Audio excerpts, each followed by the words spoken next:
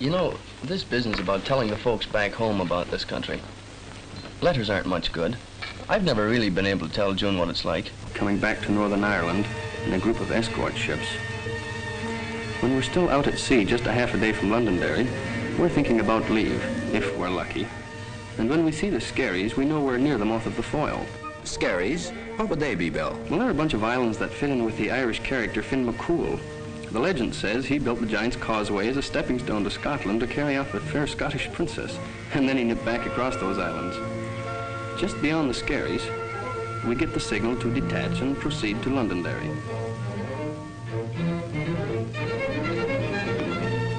Then our ship detaches from the rest of the group, and we make our way towards Londonderry, and we hope several days' leave. That is, if we don't have to stand by at Derry, ready to go straight back on another convoy trip.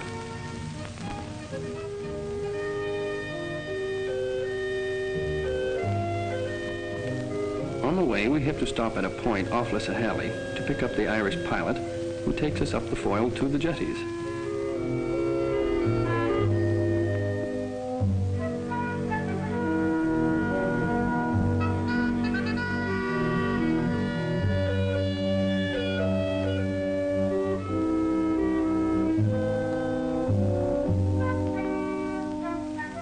Steer 257. Steer 257. After seeing nothing but endless miles of sea and perhaps a pretty tough trip, it means a lot to see the Donegal Mountains. More often than not, they're half hidden in cloud, but they're there as we come up the Foyle, and the coast of Ireland is there in that strange, soft light. And as we pass the friendly-looking houses with their lawns sloping down to the water's edge, most of us think of the Irish friends we've made.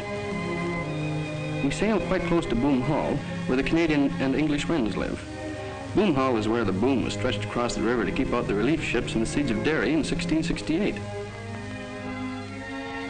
The Rising Sun is probably what the boys are thinking of by then.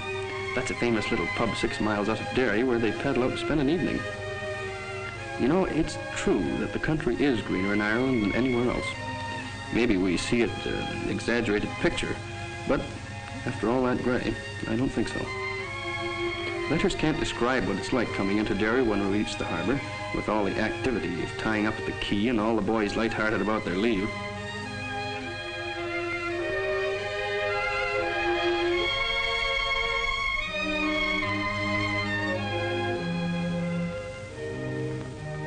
I think when I bring June over in a passenger ship, I shall still hear the bosun piping leave.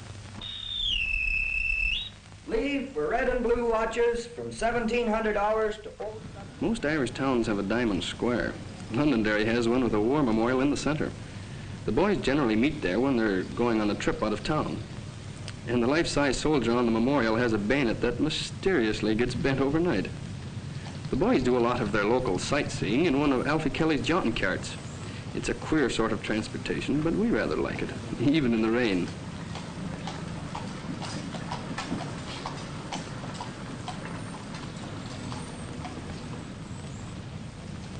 I hope Paddy won't have grown up when we come back to Derry. For a penny, Paddy will sing you one Irish song, and he takes an awful big breath to do it. How about a little song, Paddy?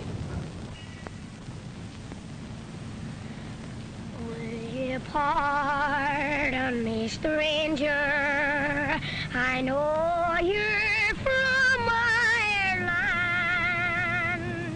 Ireland, my homeland, that green red isle. Sure, I'm thinking that someday you'll go back to Ireland.